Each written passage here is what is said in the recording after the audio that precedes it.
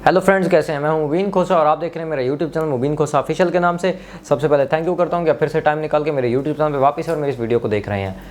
Friends, दुआ Zahra case बहुत ही hype create कर चुका है, बहुत ही एक हाइप की बुलंदियों पे पहुंच चुका है। वो बहुत ही जो ना उसका मतलब प्रेशर डेवलप हो रहा है, रैलियाँ निकल रही हैं उसके वालिद के हक़ में और मतलब एहतजाजी मुजाहरे हो रहे हैं। अच्छा, इस दुआ ज़हरा के केस को मैं थोड़ा सा आपको 2-4 मिनट आपने ये रहना है मेरे साथ और ये ज़रा दिल थाम के सुनिए बातें। डॉक्टर आमिर लियाकत हुसैन के कत्ल और दुआ ज़हरा के केस को मैं ज़रा रिलेट करने की कोशिश कर रहा हूँ और देख रहा हूँ कि यहाँ पे भी कहीं एक मासूम ज़िंदगी ख़राब तो नहीं हो सकती हमारे इस बिहेवियर की वजह से। हमारे बिहेवियर की वजह से हमने एक बंदे की ऑलरेडी जान ले ली है, क्योंकि उनकी मौत को मौत कम और कत्ल ज़्यादा समझा जा रहा है। वो इसलिए क्योंकि उसके पीछे कई फैक्टर हैं उनको डिप्रेस करने के, उनको मतलब इस तरह की हमारी हरकतें सोशल मीडिया के ऊपर, उनकी वीडियोस वायरल करने की और बहुत सारी चीज़ें जो उनको डॉक्टर आमिर लियाकत को इस दुनिया से ले जाने में, जिनको ख़त्म करने में जिनका बहुत अहम किरदार रहा है। क्या हम यहाँ पे वही तो नहीं कर रहे दुआ ज़हरा और ज़हीर अहमद के केस में?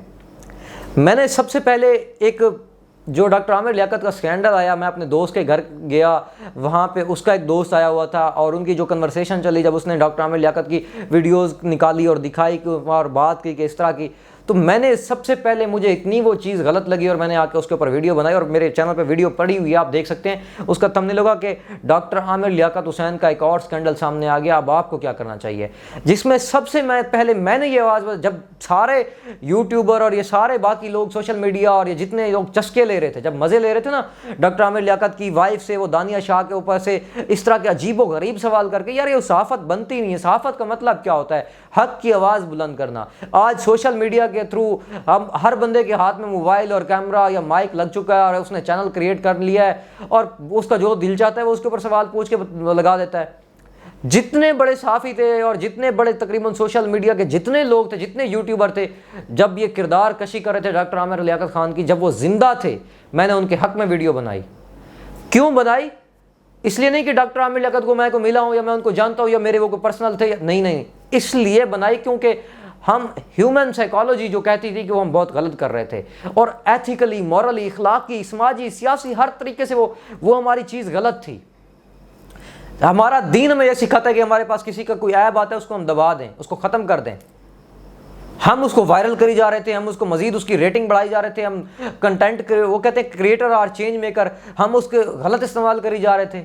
हम लोगों तक एक नेगेटिव बातें पहुंचाई जा रहे थे, हम लोगों के अंदर मतलब डॉक्टर आमिर लियाकत का इतना नेगेटिव वो करी जा रहे थे। यार आप दूध के धुले हुए हो? किस इंसान में यार, हर इंसान के मैं कहता हूँ 2 चेहरे हैं, एक वो जो तन्हाई में उसका है और एक दूसरा जो लोगों के सामने है। यार हर इंसान का मतलब कितनी सारी चीज़ें होती हैं और दुनिया में कोई पहले हस्बैंड वाइफ नहीं थे जिसका, या वो पहली बीवी नहीं होगी। अगर पहले तो ये साबित नहीं हुआ, अभी तक कोई ऐसी रिपोर्ट सामने नहीं आई और ऐसे ये एक एलिगेशन क्या था कि मामला चलता रहा, मतलब किसी ने तस्दीक नहीं की इस चीज़ की आके।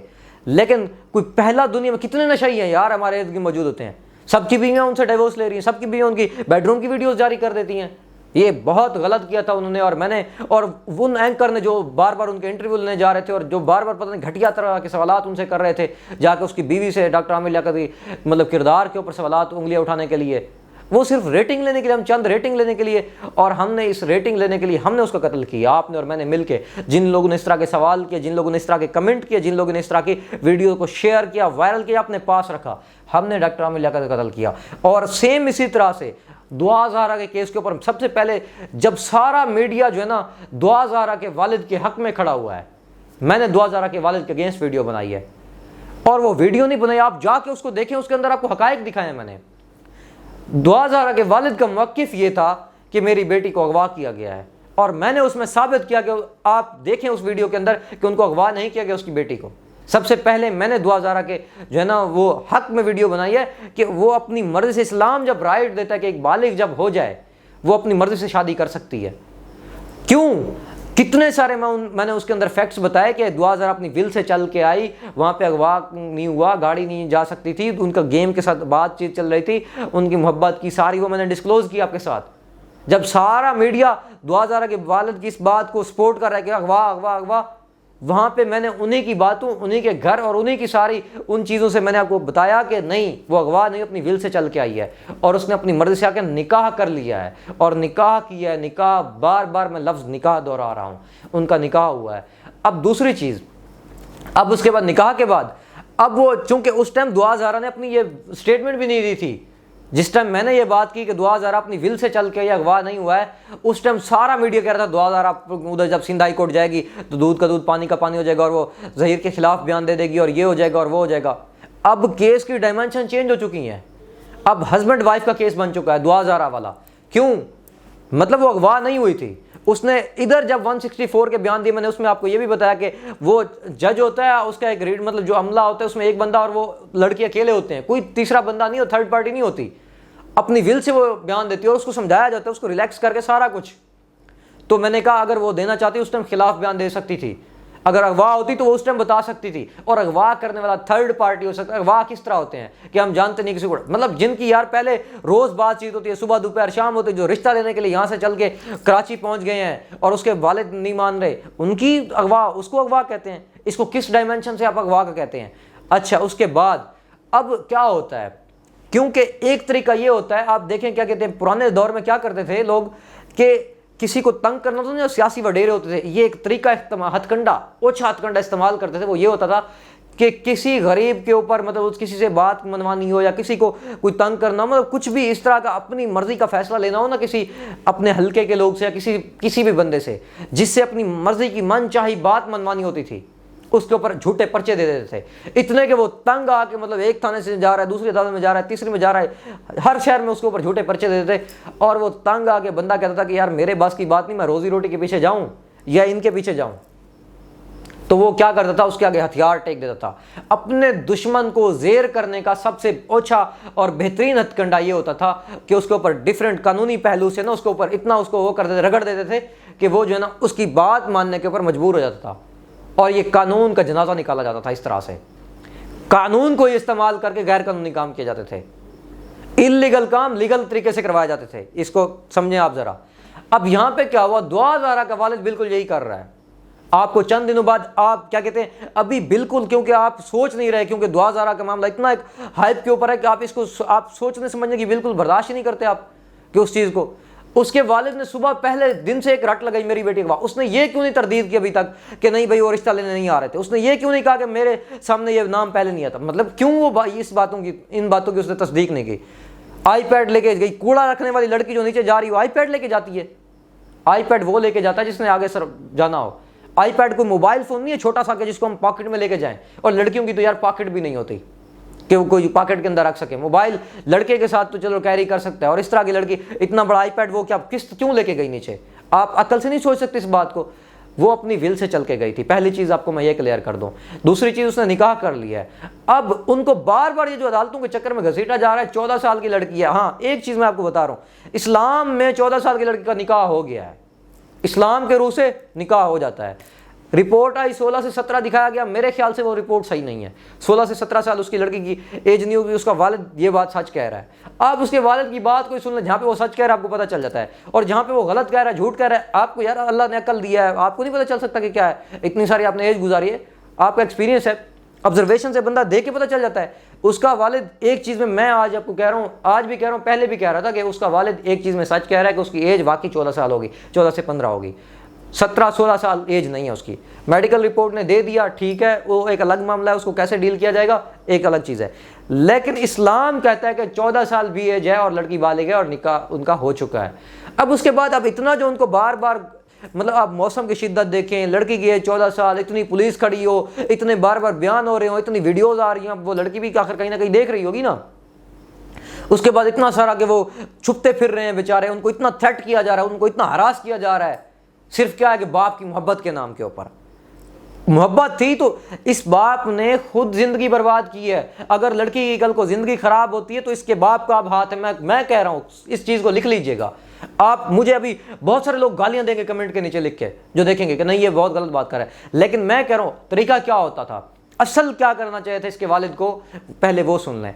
इसके वालिद को ये करना चाहिए था कि पहले उनको बुलाता, कहता मैं ठीक है। जब इसको पता चला था ना कि अब निकाह हो गया है, उनको बोला था ठीक है अगर निकाह हो गया। अब ये इसके वालिद का मौक़िफ़ क्या था कि अगवा किया है।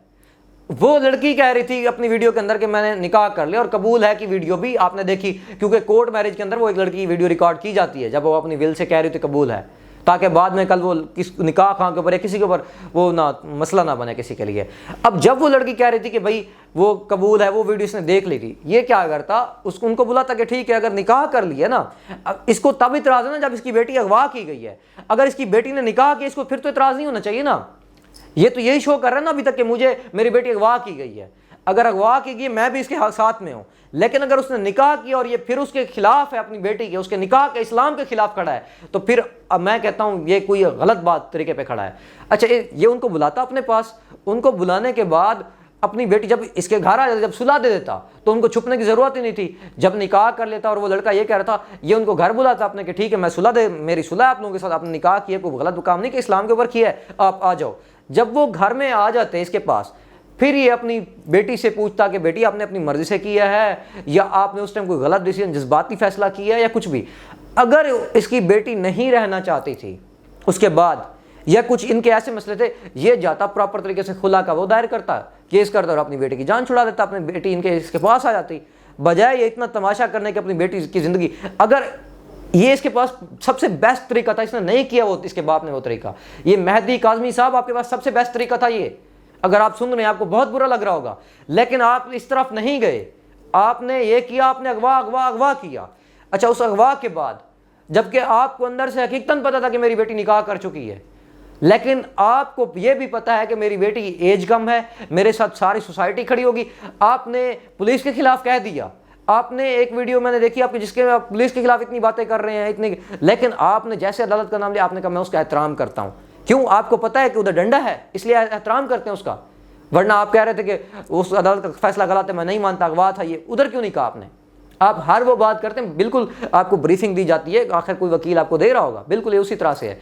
और उसके बाद ये क्या चीज़ थी, उस जब अगर इस तरह नहीं था, अगवा किया, अगवा भाई हो गई। जब आपकी बेटी ने, आपको पता चला उधर पंजाब की कोर्ट के अंदर बयान दे दिए कि नहीं मैं 164 के बयान हो गए, तब आपको अगवा के उससे पीछे हटना चाहिए था, आप तब भी नहीं हटे। फिर उसके बाद आपको जब सिंध हाई कोर्ट में आके आपकी बेटी ने अपनी मर्जी की विल का इजहार किया कि मैंने निकाह किया है और केस की डायमेंशन चेंज हुई, आपको तब पीछे हट जाना चाहिए था, फिर इसको कैरी नहीं करना चाहिए था। जहां पे आप बेटी को इस तरीके से मिले और उसने आपकी बेटी, यार मुझे बताएं, लोग कहते हैं मेहदी काज़मी साहब कह रहे हैं कि मेरी बेटी ने कहा चलने को राजी हो गई थी, मैं भागा जज के पास।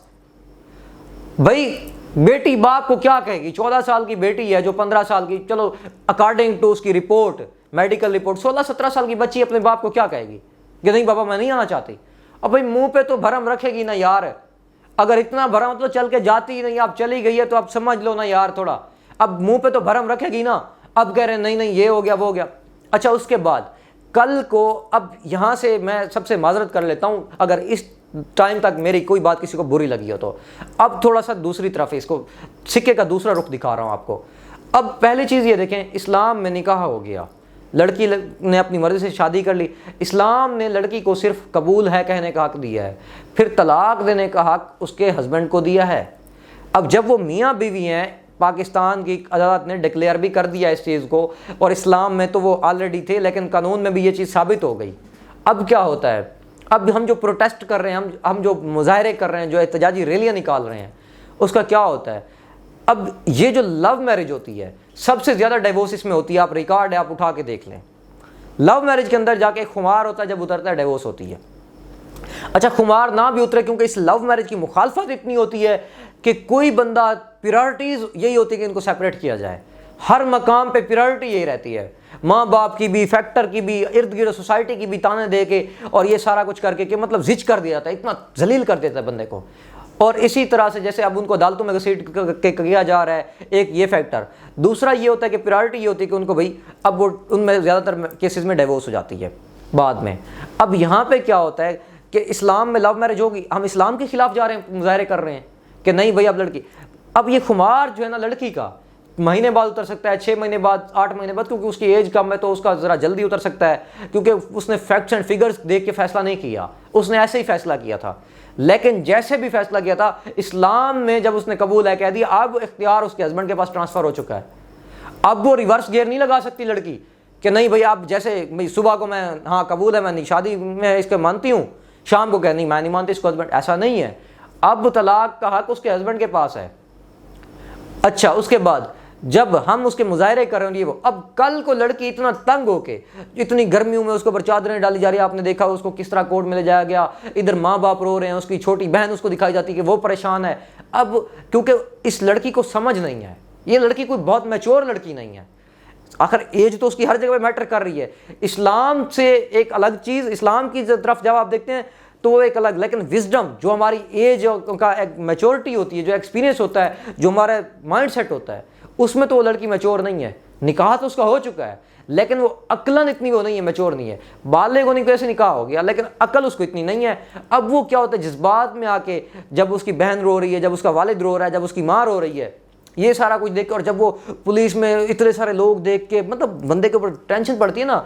आप घर बैठे हैं, आप और मैं घर बैठ के ये वीडियो जब आप देख रहे हैं, आपके घर के बाहर 100 बंदा ऐसे आ जाता है, धड़क धड़क करके, कोई आपकी गेट के ऊपर से आ जाता है, कोई कहीं से आ जाता है, कोई आपकी, इतना आप बौखला जाएंगे।